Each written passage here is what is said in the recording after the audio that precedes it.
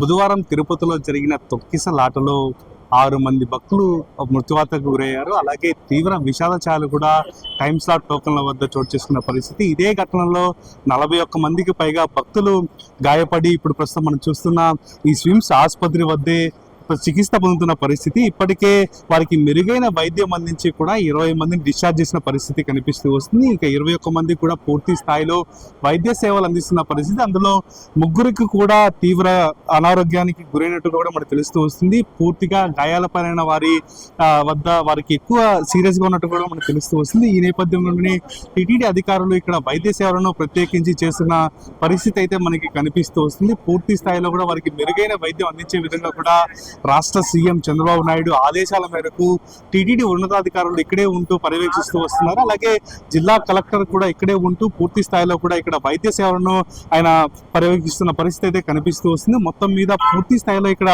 ఎలాంటి మరణాల సంఖ్య పెరగకుండా కూడా ప్రత్యేక జాగ్రత్త చర్యలు టీటీడీ తీసుకుంటున్న పరిస్థితి అయితే కనిపిస్తూ వస్తుంది. ఇవాళ మధ్యాహ్నం సీఎం చంద్రబాబు నాయుడు సైతం 12 గంటలకు తిరుపతికి చేరుకొని అక్కడ నేరుగా స్విమ్స్ అలాగే రుయ్ ఆసుపత్రికి చేరుకుంటారు. అక్కడ ఉన్న బాధితులను పరామర్శించి బాధిత కుటుంబాలను కూడా పరామర్శించి వాళ్ళకి ఓదార్చే ప్రయత్నం అయితే సీఎం చేసే పరిస్థితి అయితే కనిపిస్తూ వస్తుంది. నిన్న ఒకే ఘటన బైరాగపట్నంలో జరిగిన ఒకే ఇన్సిడెంట్ లోనే 5 మంది చనిపోయినట్టుగా కూడా ఇప్పటికే ప్రాథమికంగా నిర్ధారణకు వచ్చారు. అయితే మొత్తం మీద పార్కులో అక్కడ ఏదైతే పద్మావతి పార్క్ ఉందో ఆ పద్మావతి పార్క్ లో ఎక్కువ శాతం భక్తులను గుమ్మికూడే విధంగా చేసి అనంతరం ఒక్కసారిగా ఆ గేట్లు తెరుచుకోవడంతో ఒకరిపై ఒకరు పడి 5 మంది మృతి చెందినట్టుగా కూడా మనకి పూర్తిగా టీటీడీ అధికారులు లెక్కలు వేస్తున్న పరిస్థితి అయితే కనిపిస్తూ వస్తుంది. దీనిపైన చంద్రబాబు ఇప్పటికే సీరియస్ గా మాట్లాడి అంటే సంబంధిత అధికారులను సస్పెండ్ చేయాలని కూడా ఆయన ఆదేశాలు జారీ చేసింది. ఇప్పటికే ఈ ఘటనకు సంబంధించి ఒక అధికారిని సస్పెండ్ చేసే అవకాశం ఉందని కూడా వాళ్ళు తెలియజేస్తున్న పరిస్థితి అయితే కనిపిస్తూ వస్తుంది. మొత్తం మీద పూర్తి స్థాయిలో కూడా దీనిపైన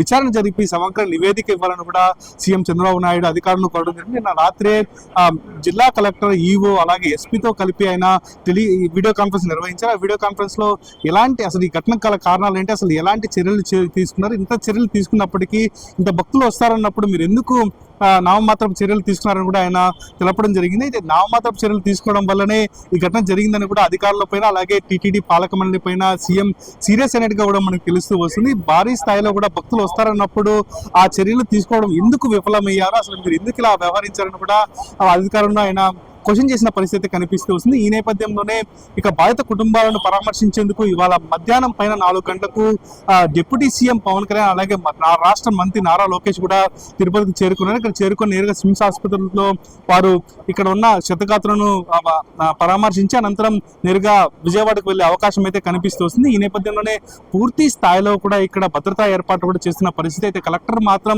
నిన్న రాత్రి నుంచి కూడా ఇక్కడే ఉన్న పరిస్థితి. పూర్తి స్థాయిలో ఇక్కడ వైద్య సేవలకు సంబంధించి అనేక ప్రికాషన్స్ తీసుకున్న పరిస్థితి. ఎస్పీ కూడా ఇక్కడే ఉంటూ అక్కడ కావాల్సిన వైద్య సేవలు అందిస్తున్న పరిస్థితి. మొత్తం మీద నిన్న రాత్రి ఘటన అనంతరం 10 గంటలకే టోకన్ల జారీ ప్రక్రియ అయితే ప్రారంభించినప్పటికే జరగాల్సిన నష్టం జరిగిపోయిందని కూడా అధికారులు చెప్తున్న పరిస్థితి కనిపిస్తుంది. అంటే మొత్తం ఈ తోపులాటకు సంబంధించి పూర్తి స్థాయిలో సీసీటీవీ ఫుటేజ్ ను కూడా పరిశీలిస్తున్నారు. పరిశీలించి ఘటన కారణాలు ఏంటి, అసలు ఎవరు దీన్ని బాధ్యులుగా ఉన్నారని కూడా చూసే ప్రయత్నం అయితే చేస్తున్న పరిస్థితి కనిపిస్తూ వస్తుంది.